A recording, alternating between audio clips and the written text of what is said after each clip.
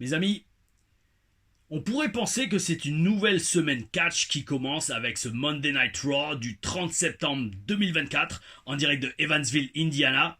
Mais cela, sur la chaîne Tom LaRuffa, serait un tout petit mensonge. Pourquoi ? Eh bien très simplement parce que comme l'indiquent ces deux magnifiques posters de l'équipe WS, la semaine a déjà commencé hier soir à 20h avec la nouvelle TLR-AM que j'ai posté, un match de 2010 où j'ai littéralement failli finir en chaise roulante dans un match handicap. D'ailleurs, ça avait failli être le jeu de mots que j'ai voulu faire dans le titre de la vidéo, mais seulement ça faisait un titre trop long. Mais quelqu'un dans les commentaires a noté, a noté la référence, et pour ça, oh oui, bel esprit.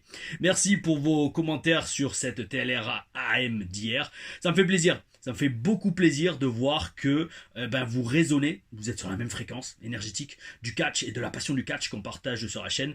Et moi, ça me fait du bien en fait de partager aussi ces matchs parce que ça me permet non seulement de replonger dans toutes ces aventures que j'ai eues et toutes ces prouesses, on va dire, catchesques, athlétiques, physiques, appelez ça comme vous voulez, que j'ai effectuées dans lesquelles j'ai mis mon intégrité physique en jeu. Mais par choix, bien sûr, personne ne m'a jamais forcé, hein. C'est logique, donc je ne m'en plains pas, au contraire. Et surtout, j'y pensais, en fait, ce matin, en lisant certains de vos commentaires, et je vous redis, hein, je les lis tous, parce qu'on n'est pas encore à 50 000 abonnés. Hein. Et quand il y aura 50 000 abonnés et 2000 commentaires par vidéo, j'essaierai, je le promets, j'essaierai, mais on verra. On n'y est pas encore, mais on travaille dur pour.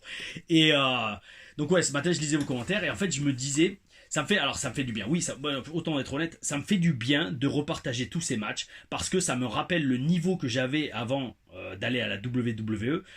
Parce que je sais pas si je rentrerai dans les détails dans une TLR Stories, mais alors petit instant confession. Et c'est très important. Pour ça d'ailleurs, je vais enlever les lunettes parce que c'est vraiment sincère. Et je sais même pas si je l'ai déjà parlé, j'en ai déjà parlé sur internet, mais autant le faire sur la chaîne vu que j'y accorde beaucoup d'énergie et beaucoup de sincérité, c'est le maître mot de la chaîne. Ma carrière à la WWE m'a quand même mis un gros coup, je vais pas dire dans le moral, mais dans la confiance personnelle.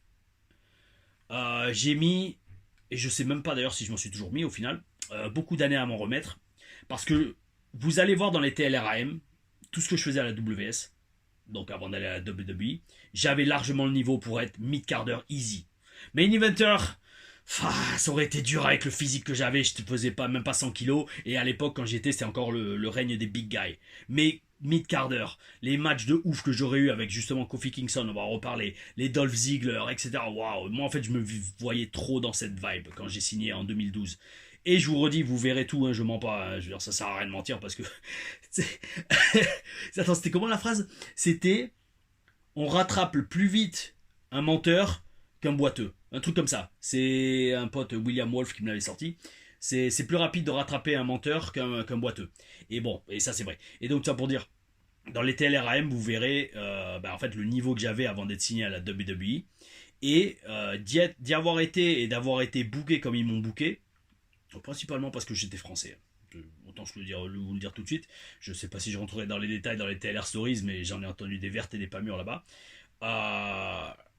J'avoue, ça m'a quand même mis un gros coup, pas dans le moral, et surtout dans la confiance personnelle, parce que c'est très important en catch d'avoir cette confiance en soi, cet ego dans un sens, ego professionnel, et donc tout ça pour dire, revoir tous ces matchs, ça permet de me rappeler et de me dire, putain, j'étais quand même salement bon à l'époque. Non pas que je suis plus, pas du tout, mais bon, maintenant avec 10-15 ans de plus, mon style de catch a dû s'adapter. 10-15 ans de plus et 10 à 15 kilos de plus aussi. Et donc voilà, donc dans tous les cas, moi ça me fait plaisir de partager tout ça avec vous. Elle est un peu haute la caméra, attendez, je vais la baisser. Hop. Voilà, nickel.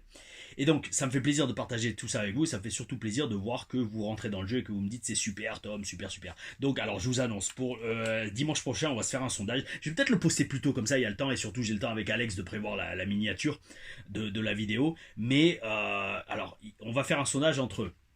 Il y a un match de catch sur l'eau qui a déjà 4 vues. Bande de petits coquinous. Alors que moi, je ne l'ai pas regardé. Alors, je ne sais pas comment vous avez fait pour choper le lien non répertorié quand il était non répertorié. Maintenant, il est en privé. Vous m'avez pas répondu, vous me l'avez pas dit, les amis, dans les commentaires. C'est pas sympa. Et je vous dis, je m'en fous, je vais pas vous gronder, je vais pas vous mettre de punition. Mais non, je suis curieux de savoir comment vous faites pour choper un lien non répertorié. Qu'est-ce que c'est ? Vous le tapez au hasard et vous. Ou alors c'est peut-être des gens qui ont aucun rapport avec la chaîne, je sais pas. Ouais, pour la semaine prochaine, il va y avoir un sondage, ça va être un match de catch sur l'eau.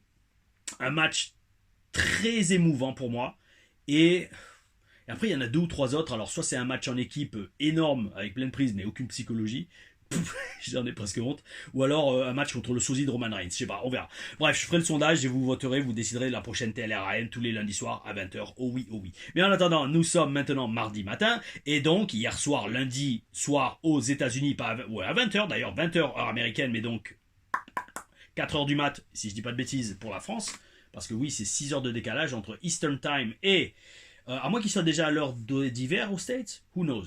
Who cares? On s'en fout. C'était Monday Night Raw hier soir en direct d'Evansville, Indiana. Et là, bon, comme d'hab, toutes les superstars arrivent au début du show, on les voit avec leurs balises.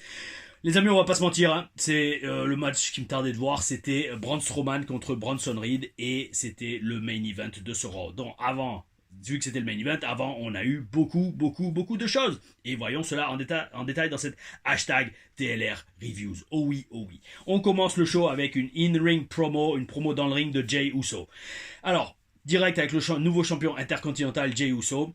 Alors, comme certains me l'ont déjà dit, et dans les commentaires, et là je suis totalement d'accord avec vous, c'est vrai que maintenant, mettre Jey Uso, le replacer dans la storyline avec la Bloodline et Roman Reigns, ça serait vraiment le faire recaler sur l'échiquier, lui faire faire un pas en arrière.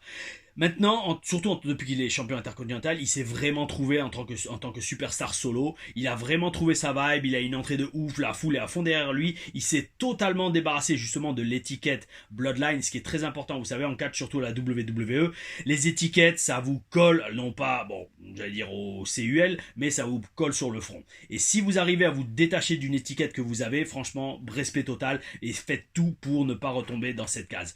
Et donc, tout ça pour dire, comme je disais dans les commentaires, certains m'ont dit, et vous avez raison, parce que moi je regardais pas comme ça, mais c'est vrai que on risque éventuellement, je pense, de voir Roman Reigns refaire appel à Jey Uso pour venir l'aider dans sa guerre avec la Bloodline 2.0. Mais ça serait, je pense, contre-productif pour Jey, qui s'est vraiment trouvé dans sa place solo, qui a maintenant un titre majeur solo à la WWE et surtout qui s'est établi vraiment comme une méga superstar et qui vend du merch. Donc qui dit merch dit plus d'argent dans sa poche, non pas à la fin du mois, mais je crois que le merch c'était tous les trimestres, je crois. Moi je crois, bon j'ai pas reçu énormément de merch, hein. Je crois que j'en avais déjà parlé dans une télé reviews, mais le plus que j'ai reçu en merch ça a été, je crois, avec soit le thème d'entrée sur iTunes ou alors les cartes à échanger, je sais plus.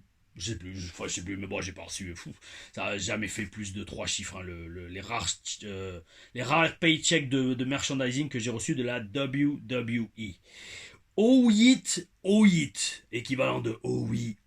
J'avoue, je suis jaloux de ces lunettes. Alors bon, les miennes sont stylées quand même, oh oui, surtout avec le rond de lumière qui se met au milieu, ça fait comme si ça a meublé un peu le noir qu'il y a sinon. Mais franchement, bel esprit.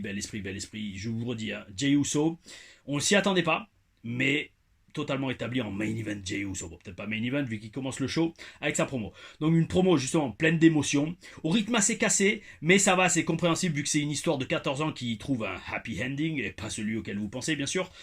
Et franchement c'est bel esprit parce que on sent toute son émotion et la foule qui chante You Deserve It, tu le mérites, bel esprit, c'est ce qu'on veut, c'est en catch, c'est ce qu'on veut, on veut voir le travail qui paye, on veut voir le travail qui est récompensé et surtout le bel esprit, la bonne ambiance. En parlant de bel esprit, Bruno Breezer, oh oui, on me l'avait suggéré aussi je pense dans les commentaires, mais bel esprit, Bruno Breezer, on va l'appeler comme ça maintenant.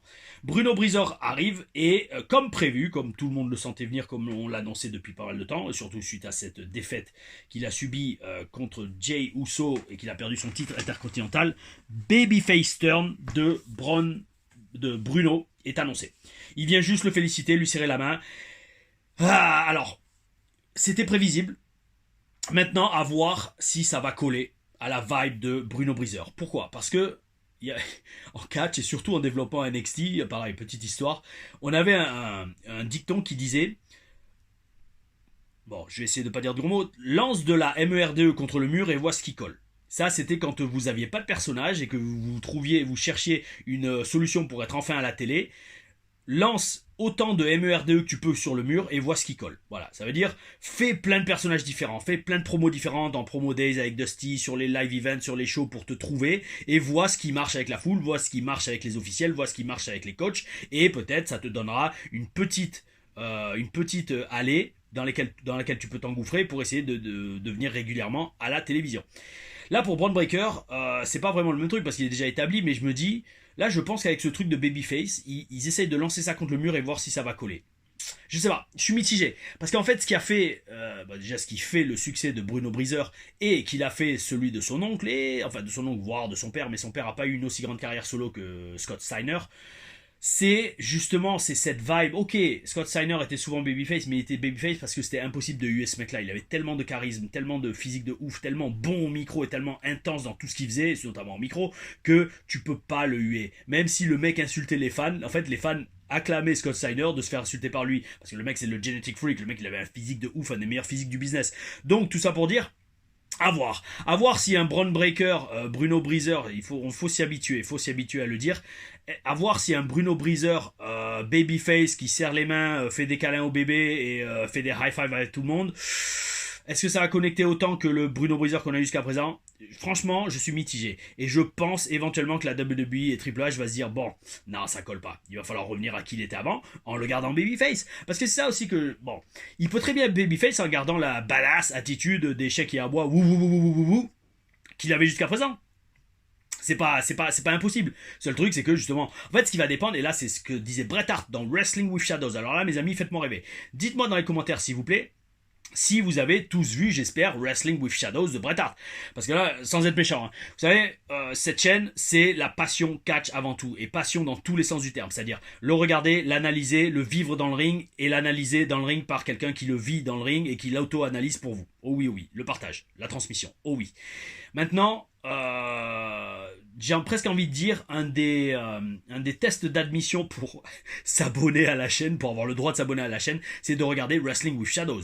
Mes amis, regardez-le, c'est un reportage un documentaire qui date de 97-98 sur Bret Hart, juste à la période où il allait justement quitter la WWF et qu'il y a eu le Montreal Screwjob. Magnifique, magnifique ce reportage. C'est un des meilleurs documentaires que j'ai jamais vu sur le catch. Comment il s'appelait l'autre? Il y en avait un autre qui était sur, pas sur Mankind, c'était pas Dark Side of the Ring, c'était... Ah, je l'ai vu il y a pas longtemps. C'était pile juste sur la WWF, il me semble, pas trop à la WCW. Et il y avait Mankind, il y avait The Rock. C'était pas Wrestling with Shadows, c'était... Bon, on verra, faudra le retrouver. Je suis sûr que dans les commentaires, il y en a qui savent de quel reportage je parle. Où on voyait Mankind avec sa famille, et même sa famille en revenait pas et n'acceptait pas qu'il se mette autant en danger dans ses matchs. Bref, tout ça pour dire, Wrestling with Shadows, dedans, magnifique documentaire, je vous conseille tous d'aller le voir. Bret Hart disait, le secret pour être un super gentil, c'est de bosser avec un super méchant. Et ça, mes amis, c'est totalement vrai. J'ai envie de dire, je peux confirmer. Je peux confirmer d'autant plus que moi dans le ring. Alors, sans me lancer de fleurs, parce que il y en a juste un, je sais plus son pseudo, qui me dit oui, mais c'est pas trop bien de parler de ta carrière en mode. En fait, grosso modo, c'est genre. C'est bien, t'as du succès, mais n'en parle pas trop. Grosso modo, reste humble. Non, mais les amis, alors je redis ce que j'ai répondu à cette personne. L'humilité, c'est pas ne jamais parler de ses succès. L'humilité, c'est parler de tout ce qu'on a fait dans sa carrière, mais de façon objective et détachée surtout, détachée émotionnellement. C'est une chose de dire, vous savez les amis, ce que j'ai fait dans le catch, bah, personne l'a fait avant moi à part André le Géant, et personne l'a fait depuis. Point, c'est tout, c'est un fait. Il n'y a aucune émotion, c'est un fait, c'est tout. Maintenant, certaines personnes vont dire oui, mais tu te la joues en disant ça. Non, je me la joue pas. Se la jouer, ça serait dire, les gars, franchement, je vous dis, non seulement je suis le meilleur catcheur actuellement en France. Pourquoi? Parce que tout ce que j'ai fait, à part André le Géant, mais encore André le Géant, lui, il a juste fait ça parce qu'il était grand, c'est tout. Il avait pas le talent que j'avais dans le ring. Et donc, tout ce que j'ai fait dans ma carrière, personne l'a fait avant moi, à part André, mais je vous redis, André, il a aucun mérite, il était juste grand. Et deuxièmement, personne l'a fait depuis, donc ça reste moi le meilleur. Ça c'est de la vanité, oui, c'est pas tout sauf être humble. Et moi j'ai envie de dire sur la chaîne, je me tiens à distance de cette vibe. Oui, oui, only good vibes. Par contre, ne me donnez pas un micro dans les mains devant une foule. Bref, tout ça pour dire. Donc ouais, Bret Hart disait le secret pour être un super gentil, c'est de bosser avec un super méchant. Et moi, dans ma carrière, j'ai la chance très régulièrement de pouvoir alterner entre les deux, aussi bien babyface que heel. Et ça, c'est top, parce que non seulement vous apprenez à bosser à le métier, et surtout, je l'ai appris ça à la WS. Parce que combien de fois, bon, au bout d'un moment, c'est surtout babyface. C'est pour ça que j'avais mon propre poster perso là pour la tour choc des gladiateurs là que vous voyez ici. Mais ça m'arrivait de faire heel, et en fait, j'apprenais à bosser les deux. Et en fait, sans me la raconter, c'est juste encore une fois un fait, peut-être subjectif, mais peu importe, je suis à l'aise dans les deux. La preuve, j'en parlais il y a pas longtemps avec Fabio Ferrari, je lui ai dit, yo gros, tu préfères bosser avec moi en face ou en heel? Parce que soit c'est Fabio le heel italien et moi le babyface spartiate, ou alors maintenant en Italie, c'est moi le heel français et lui le babyface italien. Et franchement, même lui comme moi, on en est arrivé à la conclusion, mec, je sais pas. Je sais pas lequel je préfère. Parce que l'un comme l'autre, les deux, l'alchimie est là, et maintenant, bon, on bosse tellement ensemble que franchement, on va dans le ring, on improvise tout. Ça, je vous le dis tout de suite, c'est un truc de ouf. Mais surtout, l'un comme l'autre, bon, bien sûr, Fabio face en France, c'est dur, ou ailleurs qu'en Italie. Donc c'est plutôt Fabio en Italie face, et moi, il français, mais énorme, énorme, énorme, énorme. Et donc, tout ça pour dire, ouais, Bret Hart a totalement raison, parce que moi en babyface, ça me fait vraiment yesh si j'ai pas un bon heel en face. Bon, après ça va avec le Spartiate, le personnage est tellement fort que peu importe qui j'ai en face, en général, j'allais dire mon personnage l'écrase par son intensité et par Aou qui mousse depuis 15 ans maintenant, comme on le voit sur les TLR-AM. Mais d'un autre côté, ouais, si moi en tant que heel, mon but c'est de me faire ultra huer, et plus je me fais huer, entre guillemets, si vous êtes vraiment un bon heel et un super méchant, sans être méchant, alors attends, c'est bizarre ce que je viens de dire. Mais je vais le redire quand même, bel esprit. Oh oui, oh oui. Je vous fais des figures de speech qui n'existent même pas en impro total sur les TLR Reviews. Alors, quand on est, quand on est vraiment méchant, sans être méchant, vous pouvez mettre n'importe qui du heal, bah, il se fera acclamer. Même si le mec est naze. Et ça, c'est sans être méchant que je dis ça. Voilà, c'est plutôt dans ce sens. Et donc, tout ça pour dire, Braun Breaker en babyface, ça va dépendre de contre qui il va être. D'ailleurs, on a eu un petit glimpse. Il a fait un mini accrochage backstage avec Gunther. Ça peut être pas mal. Mais d'un autre côté, alors si maintenant, bon, ça on en verra plus tard dans le show, mais autant le dire tout de suite parce que j'ai pas pris de notes sur ce segment. S'ils font une sorte de Braun, de Bruno Breezer, Breezer, ça me fait penser à Breezebool. Oui, oui, oui, oui, d'ailleurs, et mes amis, pour ceux qui me suivent sur Facebook, il y a 8 ans, le visuel pour Bound for Glory où je catchais, était sorti de TNA Impact. Et pour ça, donc je l'ai repartagé sur mon Facebook, Tom Laruffa. Et je me souviens, Basile Baraka. Et ben à un moment, quand il avait été un peu question éventuellement de casser l'équipe du tribunal, on cherchait Baron Dax et moi, Michael Vierge, Marcus Louis et moi, chacun une vibe un peu plus singles. Et ben moi j'avais trouvé B4, B4, B avec le 4 en puissance au-dessus, 4B. C'est même pas triple B, c'est quadruple B. Ball Breaker Basile Baraka ou alors Blackbeard Basile Baraka. C'est un des deux. Donc le briseur de boules Basile Baraka, ça marche aussi 4B, ou alors Barbe Noire, non ça c'est nul, Barbe Brune Basile Baraka. Oh oui, oh oui, B4. Oh oui, oh oui, B4, B4, ça aurait été énorme. Pourquoi Ball Breaker, briseur de boules? Parce qu'on avait notre spécial où je lui donnais Marcus tenait le mec par les bras et moi, bam, un gros shoot dans l'entrejambe. Ça, que personne n'avait fait, entre guillemets, j'allais dire, avant nous. Et 2 mois plus tard, Rousseff le fait à la WWE. Merci Rousseff de nous chourer nos trucs, mais pas grave, peu importe, je t'ai managé et tu as débuté à la télé grâce à moi à NXT. Oh oui, oh oui. Bref, tout ça pour dire, mes amis, oui, donc tout va dépendre pour Bruno Breezer qui vont mettre contre lui, éventuellement Gunther. Alors maintenant, s'ils font de Bruno Breezer un héros américain, oui, ok, d'accord, ça va mousser, il va vendre des t-shirts, mais j'ai peur que ça lui retire sa vibe intérieure, son cœur qui est de se la péter, d'être un badass et de faire des promos comme son oncle Scott Steiner. Voilà mes amis, c'était le segment d'ouverture de ce Monday Night Raw. On suit direct avec un singles match entre Rey Mysterio, le roi du mystère. Pourquoi je note Junior? Il l'annonce plus comme Junior. Et Xavier Forêt. Alors, Rey Mysterio, c'est un autre parfait exemple de tout que les catcheurs, comme je le dis depuis plusieurs reviews, et je pense que ça va être un thème récurrent. Alors, c'est bizarre comme terme que je vais employer, mais c'est le seul qui est venu dans ma tête. Les catcheurs, c'est une race unique sur Terre et au monde. Pourquoi? Parce que vous avez un Rey Mysterio qui a 49 ans et le mec il est toujours capable de faire des Asai Moonsault, des Springboard Crossbody et de sortir des bons petits matchs et surtout des matchs créatifs. Bel esprit. Vous avez mis, je vous redis, imaginez le mec à 49 ans. Ce qui veut dire que à 49 ans, la plupart des gens dans la rue, de façon officielle, ils sont sur le point de prendre leur retraite et ils vont même plus à la salle, ou alors s'ils vont à la salle, ils poussent 8 kilos pour les épaules et les bras. Là, vous avez un Rey Mysterio qui, le gars, à 49 ans, il te fait toujours de la voltige que, même moi, littéralement, de toute ma carrière, j'ai jamais osé faire de peur de me blesser. Donc, ultra respect. Bon petit match, parce que de toute façon, Xavier Forêt est un très très bon catcheur. D'ailleurs, ça m'étonne que lui, il l'ait pas un peu plus poussé en solo. Mais bon, c'est comme ça. Des fois, le roster est tellement stacké. Et comme je dis, Xavier Forêt gagne tellement bien sa vie avec sa chaîne YouTube à côté, etc., que bon, peut-être il a moins envie de se défoncer. Parce que le truc aussi, ce qu'il faut comprendre, c'est que quand vous êtes au top à la WWE, c'est que vous avez un schedule et une tenue de travail beaucoup plus soutenue. Alors attention mes amis, ça c'est pas du vin, c'est de l'eau mis dans une bouteille bleue. Parce que la lumière bleue permet de purifier les énergies de l'eau. Oh oui, oh oui. Alors, et donc, Xavier Woods et Rey Mysterio ont eu un super match, parce que comme je disais, Xavier Forêt est un super catcheur, qui aurait mérité une carrière solo un peu plus poussée, mais qui va peut-être la recevoir maintenant. Parce que Xavier Woods gagne en retirant, sans faire exprès, alors notez bien, sans faire exprès, parce qu'on va le revoir après, sans faire exprès, le masque de Ray du Roi du Mystère. Et ça, c'est un excellent booking. Pourquoi Parce que, alors ça, mes amis, alors là, vous pouvez témoigner un peu, aller lui demander sur ses réseaux, ou alors essayer de choper le show, mais je sais pas s'il est disponible online, peut-être sur YouTube, oui, je crois.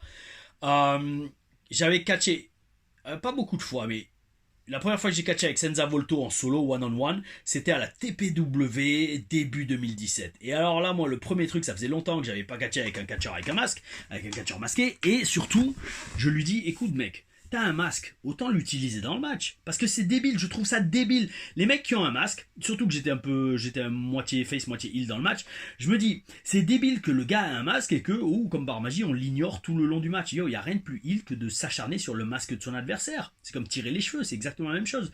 Et donc, tout ça pour dire, bel esprit que Xavier Woods gagne le match en retirant, sans faire exprès, le masque de Rey Mysterio, parce que moi en fait la fin de mon match avec Senza Volto, et ça pareil c'est magnifique, et je vous le dis hein, les amis, c'était en 2017 que je faisais ça, je sais plus, je l'avais jamais vu à la TC, juste moi qui ai pensé, je sais plus si je l'avais... Est-ce qu'on me l'avait soufflé cette idée ou j'avais juste visualisé comme ça? Bref, en fait, j'avais gagné le match contre Senza Volto. Il tente de me faire, je sais pas, une attaque aux jambes. Je bloque. Et là, hop, je change son masque, je tourne son masque, donc comme ça en fait il a plus les yeux en face des trous, exactement l'image, et là, waouh, il sait plus ce qu'il fait, et moi roll up 1, 2, 3, bel esprit, et ça, j'espère qu'on va voir un jour ce finish à la WWE, si on le voit pas, WWE, engagez-moi comme scénariste ou producteur de match, et je vous donnerai des idées de ouf, oh oui, oh oui. Et donc ouais, ça m'a fait penser direct à ce match avec Senza Volto, à la TPW, Tigers Pro Wrestling, pour lesquels je fais les commentaires pour TPW Premium. D'ailleurs, je pense que bientôt, le prochain échantillon de commentaires que vous aurez, ça sera un show que j'ai commenté tout seul, pas un show TPW, un show HCP, Ambition numéro 3. On verra ce que ça donne. J'ai pas encore vu le résultat. Il faut que je vois le résultat. Si le résultat rend bien, même s'il rend pas bien, je m'en fous, je le mettrai. Parce que de toute façon, ça sert à rien de le cacher. Il va être posté sur YouTube et sur le TPW Premium. Donc, dans tous les cas, vous verrez Tom Larefa qui commente tout seul comme Joey Styles. Oh oui, continuons à plonger la tête de la première dans le business du catch sous tous ses aspects possibles. Suite à ce singles match, nous avons un autre singles match entre Lyra Valkyria contre Zoe Stark. Alors, bel esprit de voir Lyra Valkyria en action, parce que franchement, non seulement physiquement, elle est très mignonne. J'aime beaucoup son style. Elle fait pas vulgaire, mais elle est très jolie. Et très athlétique et surtout très technique. Oh oui. Solidarité européenne contre Zoe Stark, qui, bon, n'est pas en reste niveau sex appeal, on va dire, mais on voit qu'elle, par contre, elle a beaucoup moins d'expérience dans le catch. Bon, un match court et basique, surtout avec la structure classique d'un match WWE. Ça s'adresse aux catcheurs et surtout à ceux qui viennent faire mes stages. Zoe Stark, qui ne bosse pas vraiment en heel, avec un très joli springboard dropkick. Ouais, bon, je plaide coupable, hein. WS, souvent pas souvent, mais des fois ça m'arrivait d'être heal et de pas faire des moves de baby, enfin, de faire des moves de babyface et donc de me faire acclamer. Bon, je sais pas, je suis toujours curieux dans ce genre de situation. Est-ce que la meuf avant le match, au producteur, elle va lui demander, bon, je voudrais faire un springboard crossbody dans le match, est-ce que ça le fait même si je suis heal? Je pense que le producteur va dire oui, si vu que le mouvement a été fait dans le match. Mais bon, j'allais dire par perfectionnisme professionnel, comme on le verra dans le segment d'après, mes amis. Je sais pas, moi c'est pas quelque chose que je ferais. Si je suis heal, je dois tout faire pour me faire détester. Alors si je me mets au beau milieu d'un travail où je me fais totalement détester, je fais un magnifique mouvement qui me fait applaudir par la foule, qui me fait être applaudi par la foule. Non, il y a quelque chose qui cloche, mes amis. Bon, la pauvre mais talentueuse Lyra perd le match à cause du surpassement en nombre par PCF, c'est ça? PFC, Pure Fusion Collective. Très boring comme groupe et comme nom aussi. Et suite à ça, 2 autres babyface, et franchement j'ai même pas retenu les noms. C'est l'ancienne petite amie de Ricochet et celle de Damien Prêtre, je crois, en ce moment, qui arrive et qui font le sauvetage. Bon, ça fait continuer la feud. Bon, no comment, allez, no comment, on garde les vibrations hautes. 21h, c'est pas l'heure du crime, c'est pas minuit l'heure du crime, mais 21h c'est l'heure de oh oui, vous le savez maintenant sur la chaîne, CM Punk. Oh oui, look in my eyes, what do you see? The cult of personality. Ça va être l'introduction de CM Punk ici, parce que thème d'entrée qui déglingue. D'ailleurs, en parlant de déglinguer, yo, franchement, vous savez, plus je l'écoute, plus je kiffe. Harley Davidson of a Bitch de Serge Gainsbourg pour l'entrée du French Stallion. Oh oui, c'est très bel esprit. Donc, s'ensuit non pas une in-ring promo, mais une in-cell promo. de CM Punk et de Drew McIntyre, André McIntyre, qui ont un dernier face-off avant leur Hell in a Cell match à Bad Blood. Alors, on voit direct, bel esprit, que CM Punk a vraiment un gros physique. Et ça, oh oui, oui, bel esprit, respect. Parce que solidarité de gens qui font de la muscu depuis des années, on voit quand quelqu'un se casse le derche à la muscu, et c'est le cas de CM Punk maintenant, enfin, après 20 ans de carrière. Adam Pearce invite les deux adversaires à venir le rejoindre dans le ring, et pas de physicalité avec la sécurité qui a eu beaucoup de boulot ce soir-là. Solidarité avec la sécurité de WWE. Alors, c'est ce que je disais, perfectionniste professionnel, j'adore que Punk et André respectent, alors entre guillemets, le code vestimentaire non écrit mais classique de heel et de babyface. Punk est en blanc, André est en noir. Et les connaissant, et connaissant surtout, sentant leur passion et leur professionnalisme, je suis sûr que c'est fait exprès. Ils ont dû se dire, oui, écoute, habille-toi en blanc, t'es babyface, moi je vais m'habiller en noir. Et comme ça fait le contraste entre blanc et noir, lune et soleil, jour et nuit, oh oui, bel esprit. Et c'est énorme, parce que vous savez, la façon que j'ai de procéder quand je regarde les shows, alors je regarde le show, en même temps je prends des notes sur un fichier à côté, bloc-notes ou Word, Page, peu importe. Et, donc, en même temps que j'ai une idée qui vient, je la mets en note. Et là, en fait, à l'instant même où je termine d'écrire que ce petit commentaire sur les tenues blanc et noir et qu'il y a forcément une raison derrière, et là, il y a la synchronisation WWE TLR, mes amis. Alors que je dis ça, alors est-ce que c'est passé en sépia ou non? Non, c'est bon, ça y est, ça a changé. Ouais, je vous dis, j'ai l'impression que ce téléphone fatigue un peu. Amigo, tiens encore un peu. Bientôt, on va changer de matos, mais tiens encore un peu. Bon, bref. Pour ceux qui regardent sur YouTube, je vous redis, hein, les TLR Reviews sont disponibles sur Spotify. Oh oui, et merci aussi de faire grossir les chiffres là-bas, bel esprit, ça marche de plus en plus. Oh oui, tout à fond pour la chaîne, et la carrière, et le catch. Oh oui, et la vie, et l'univers. Oh oui, mes amis. Donc bref, tout ça pour dire, dès que j'écris ce commentaire sur les tenues, Drew explique pourquoi il porte du noir. Et ça, c'est la synchronisation, encore une fois, WWE TLR. Engagez-moi comme scripteur, ou producteur, ou catcheur, ou manager, peu importe. Ça serait cool de regagner sa vie à 100% avec le catch. Oui. Bon, que dire de cette promo? Qu'on a deux gros catcheurs, deux professionnels, deux futurs, je pense, clair et net, futurs Hall of Famer garantis, qui vivent à fond tout ce qu'ils disent. On voit dans le regard de CM Punk qu'il est convaincu de ce qu'il dit, on voit dans le regard et dans les attitudes de André McIntyre que c'est pareil, et ça, c'est ça qui vend une storyline. Oh oui. Et ce que j'en tire de cette promo, alors, dans les faits, je parle, c'est que Punk promet du sang. Et donc, je pense que les deux vont pisser le sang dans leur match, ou en tout cas un des deux. Il va y avoir du blade job, et c'est bien parce que ça va rajouter à l'intensité du match, et peut-être même que si vraiment ils terminent en sang, et que le ring est une mare de sang, ce que je souhaite pas quand même qu'ils gardent leur santé, mais que vraiment c'est gruesome, que c'est violent et que c'est gore, peut-être ça sera la seule façon de vraiment les décourager de continuer cette rivalité qui est devenue une réalité de Raw. Pourquoi? Parce que en fait, ça fait des mois qu'il est dur. Et pour vraiment mettre un point final dessus, qu'est-ce qu'il faut? Peut-être du sang. Un bain de sang. Oh oui. Et rien que dit comme ça, c'est le scénario d'un film. Qu'est-ce qui mettra fin à cet affrontement? Un vrai bain de sang. Bad Blood, Hell in a Cell, André McIntyre contre CM Punk. Oh oui. C'est ce que nous verrons samedi soir et dimanche matin sur la chaîne. Oh oui. Est-ce que ça a été le cas? Nous verrons. Est-ce qu'une autre prédiction va se réaliser? Parce qu'il y en a une qui s'est réalisée plus tard dans le show, mes amis, vous verrez. Et bref, avant de parler de prédiction qui s'est réalisée, on enchaîne avec un 6-man tag match, un match trio, peut-être clin d'œil au Trios Championship match et Trios Division de la AEW, entre le Judgment Day et la LWO Latino World Order. Alors, comme je l'ai dit la semaine dernière, avec l'anecdote sur Becky qui, quand elle était championne, ne catchait presque plus, Liv Morgan, encore une fois, ne catch pas. Franchement, je sais pas pour vous les amis, mais c'est limite comme si on oublie qu'elle est championne. C'est quand même ouf sur un show de 3 heures que t'es pas capable de placer un segment un peu plus important pour Liv Morgan, mais bien évidemment Rhea ralenti.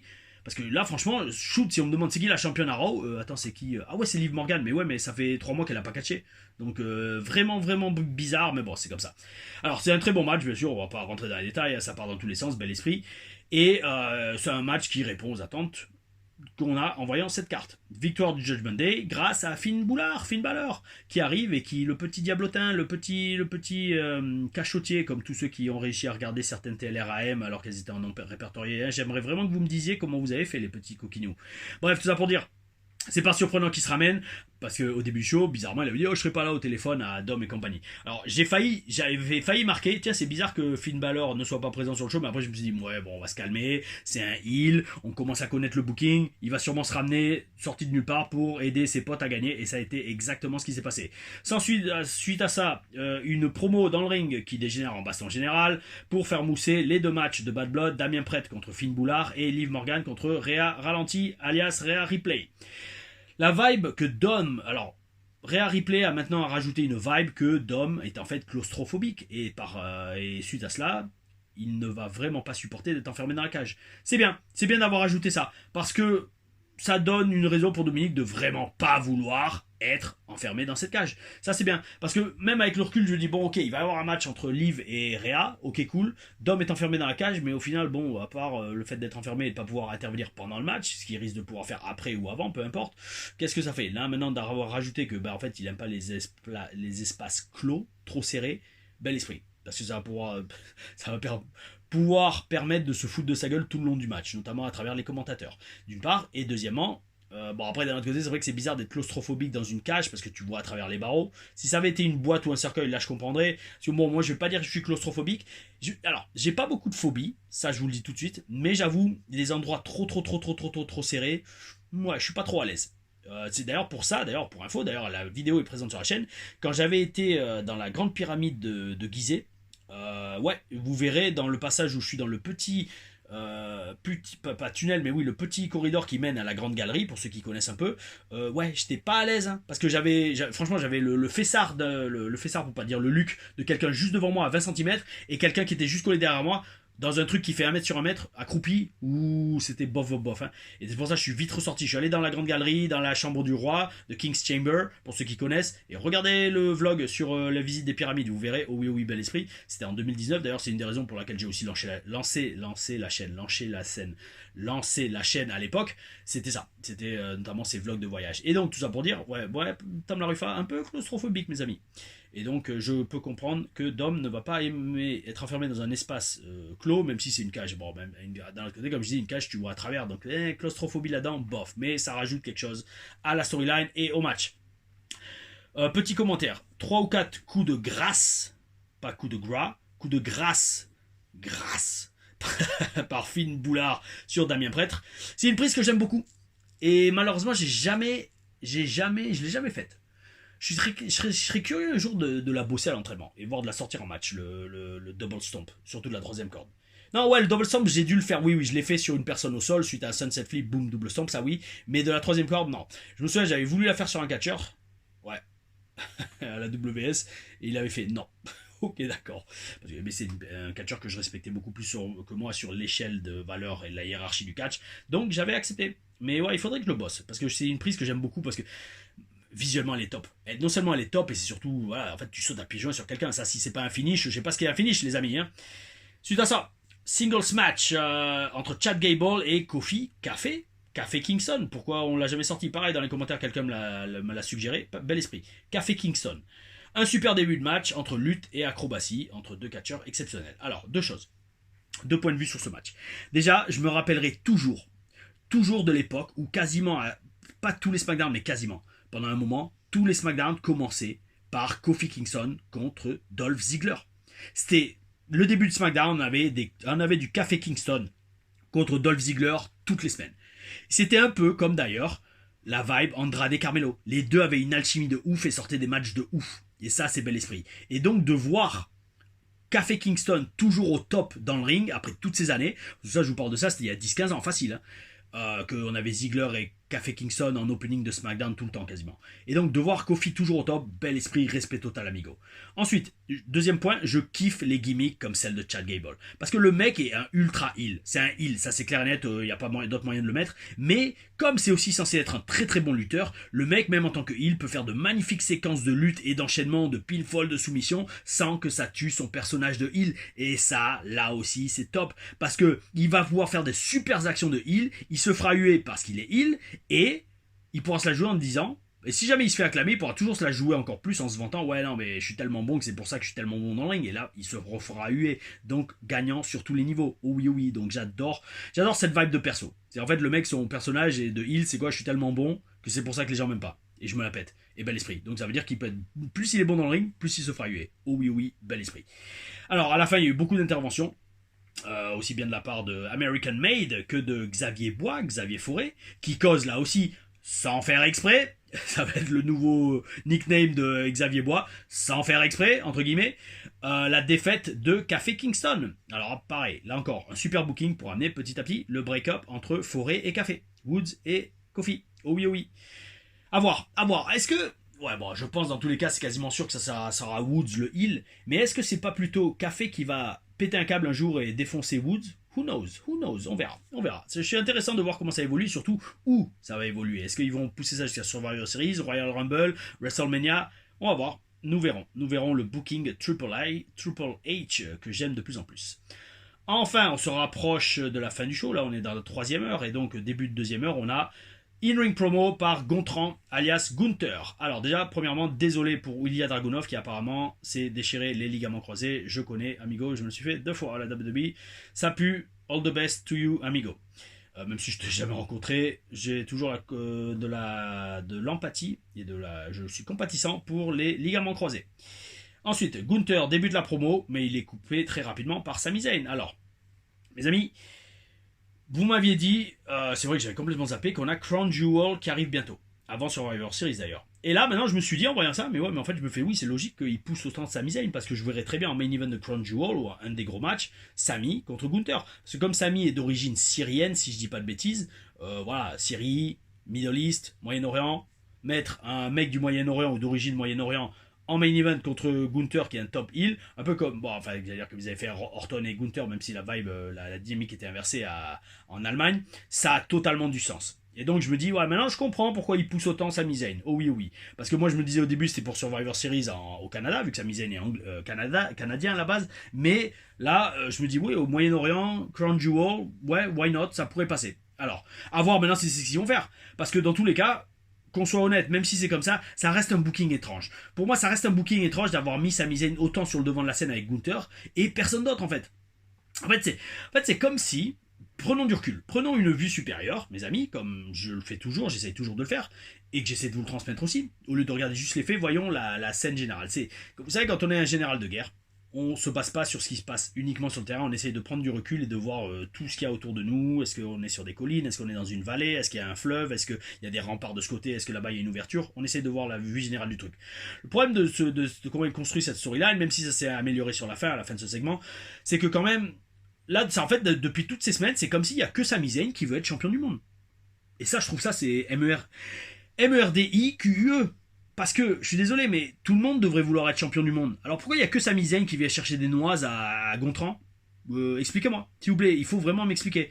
Quand je dis expliquez-moi, c'est aussi bien vous dans les commentaires que la WWE, les scénaristes. Vu que je pense que ma place de scénariste arrive bientôt, vu les idées que j'ai qui sont reprises à la WWE, mes amis, expliquez-moi. Parce que moi, même si on veut pousser Sami Zayn, j'aurais mis quand même des petites... j'aurais saupoudré d'autres gars qui veulent chercher la MERDE avec Gontran quand même. Faut pas pousser. Parce que là, je vous redis... Là, ce qu'on envoie comme message, c'est que oui, en fait, à Raw, il y a tout le monde qui s'en bat les steaks du titre de champion du monde, à part Sami Zayn. Bof. Très très bof comme booking. Parce que quand bien même Bruno Breezer était champion intercontinental la semaine dernière, moi, même si je suis champion intercontinental, ok les amis, je suis champion, mais je veux être aussi champion du monde. Je sais pas. C'était un booking assez bizarre. Mais par contre, le segment a été superbement écrit. Parce que aussi bien les mots de Gontran que les mots de Sami sont forts et violents. Oh oui, bel esprit. Parce que quand Gontran dit à Sami Zayn, j'ai pas peur de perdre contre toi, j'ai pas peur de perdre contre toi. Là, je vais y arriver. Je n'ai pas peur de perdre contre toi. Par contre, j'ai peur pour ma réputation. Oh oui. Parce que Gunther, alors il explique qu'il a déçu son père quand il a perdu contre Sami Zayn à WrestleMania. Mais Sami Zayn contre en disant que son père maintenant a encore plus de raisons d'être déçu de son fils, parce que maintenant en plus son fils est un peureux, et il a peur de l'affronter. Et suite à ça, bam, Gunther lui en met une, et là commence la baston, et physicalité, un gros powerbomb de Gunther, et qui met Sami Zayn au sol, et enfin finalement Gunther accepte le challenge de Sami Zayn. Donc, là ça va parce que la sauce est montée tellement entre les deux verbalement que c'est bon, boum, ils en sont venus à se taper sur la gueule et Gunther, alias Gontran, accepte. Oh oui, d'accord, bel esprit. Ça faisait des semaines qu'on utilisait ça, now c'est officiel, ok. Gunther accepte mais rien de plus. Alors moi au début je me dis bon, ils vont faire à Crown Jewel. Et ben non, juste après, après le match qui suit, ils annoncent que le match aura lieu la semaine prochaine. Alors, je pense sincèrement que dans le match la semaine prochaine à Raw entre Sami Zayn et Gunther, il va y avoir une fin controversée qui va faire qu'on va avoir le rematch à Crown Jewel. Je pense que c'est ce qui va se passer. C'est ce qui a de plus de sens niveau booking. À moins qu'ils nous servent Bruno Breezer contre Gunther à Crown Jewel. Who knows, mes amis? Je ne suis pas. Alors, je sais. Alors, attention. Je sais que ça va être très très dur à croire. Mais croyez-moi là sur parole. Je ne suis pas dans les réunions de travail et de booking entre la WWE et le prince d'Arabie Saoudite. Donc je ne sais pas ce que le prince d'Arabie Saoudite, d'après ce que j'ai compris, c'est lui un peu qui décide de ce qu'il veut voir à Crown Jewel puisqu'il paye la WWE.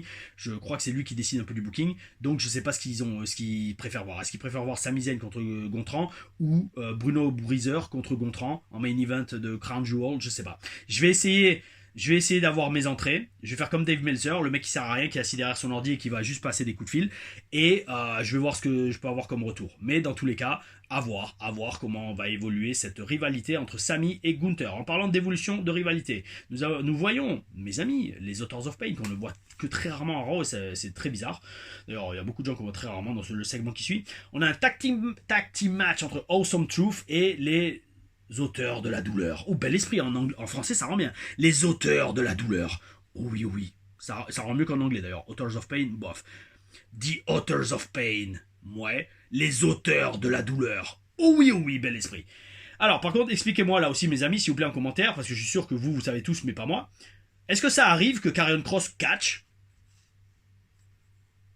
Parce qu'en attendant, le gars, je suis sûr qu'il a un salaire de route, de main roster, donc minimum 6 chiffres par an.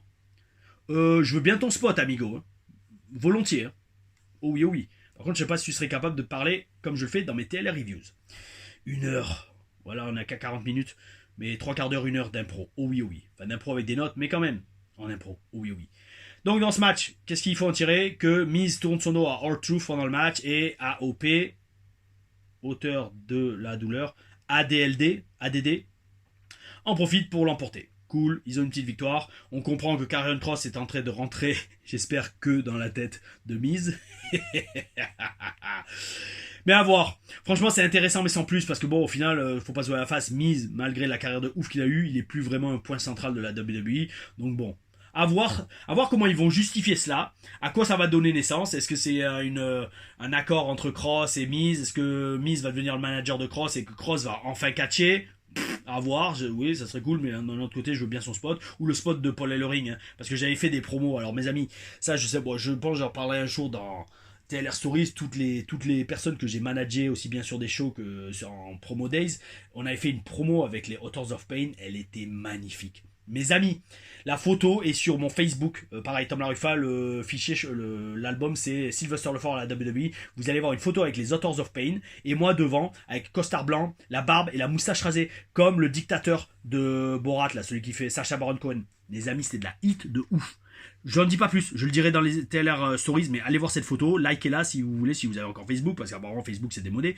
Bon, après, quand on voit ce que fait Mark Zuckerberg, oui, on peut comprendre que c'est de la MERDE. Mais bref, tout ça pour dire, cette promo, c'était de la hit de ouf. Imaginez ma tronche sans la moustache.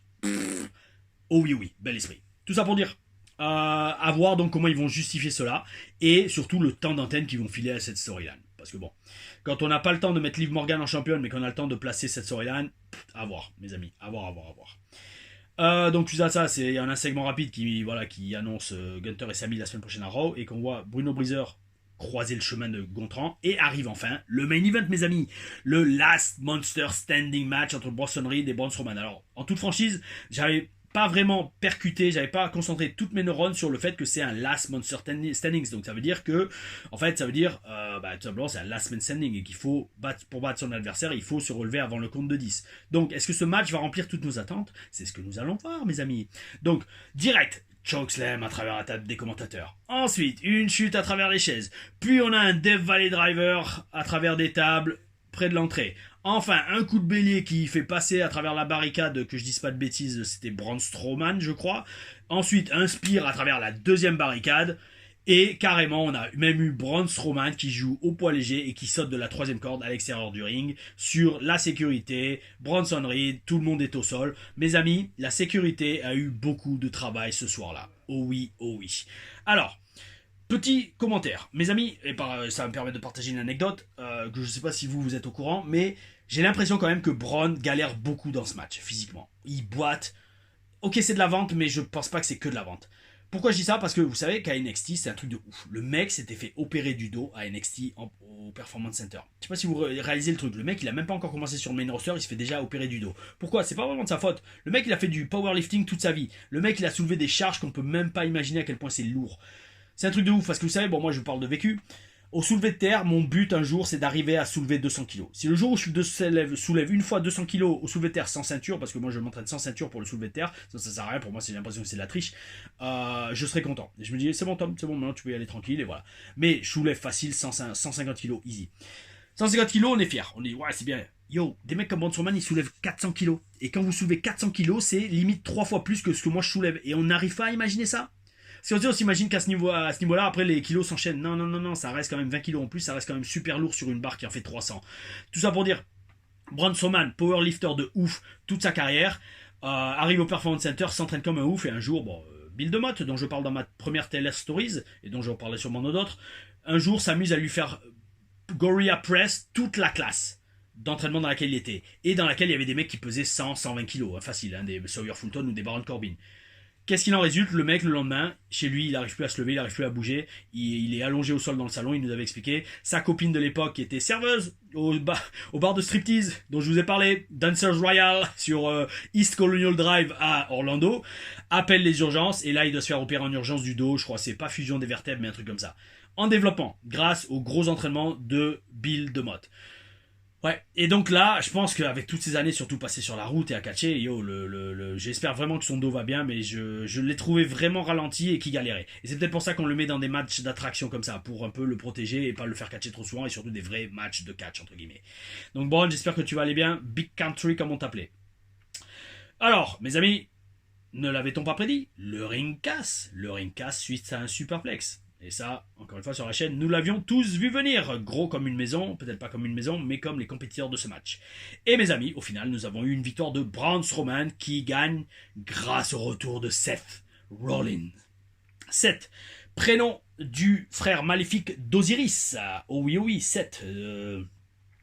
Comment c'est pas Dieu, parce que oui, on peut considérer... Néther égyptien.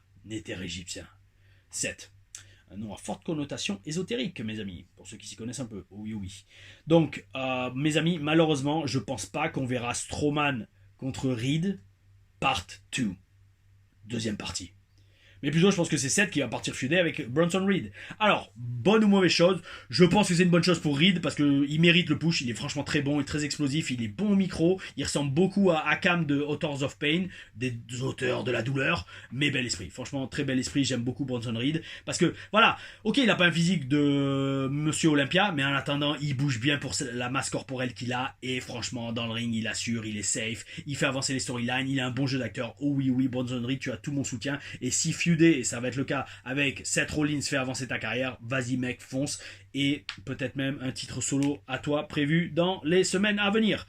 Mes amis, c'était un Raw d'avant Bad Blood pas mal, peut-être moins excitant que ceux de ces dernières semaines, mais il remplit bien sa fonction, qui est de faire avancer les storylines, et de préparer pour Bad Blood, et de préparer l'après Bad Blood. Oh oui, oh oui. Donc encore une fois, Triple H, ton booking, oh oui, oh oui. Tu gères, continue comme ça, et avec moi tu as un fan, et tu l'as gardé cette semaine avec ce Monday Night Raw du 30 septembre 2024, le dernier de septembre 2024, et le premier show d'une semaine catch qui s'annonce là aussi, encore une fois, assez excitante.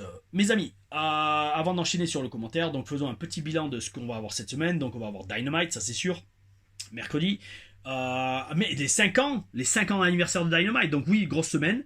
Ensuite, je pars à Chypre pour 4 jours, donc c'est pour ça que j'ai changé de fauteuil. J'ai essayé de placer un coussin pour un peu ménager le corps, le dos et le cou, même si ça tire un peu, parce que là je vais avoir 3 matchs, 3 shows à Chypre, en tant que champion de Chypre. Oh oui, oui, ça va être busy. Je pense que je vais essayer de faire un vlog. Déjà, l'important c'est de faire les reviews de SmackDown et la review de Bad Blood, ça c'est le plus important.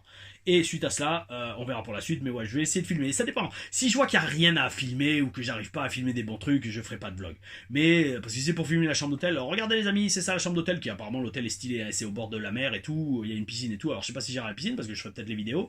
J'espère être seul dans la chambre, ça aussi ça serait pas mal pour être tranquille pour les reviews pay-per-view. On verra. Nous verrons cela vendredi soir, j'imagine, parce que je pense que j'atterris et j'enchaîne direct avec un combat. Vendredi soir, un combat d'ouverture au Comic Con de Chypre.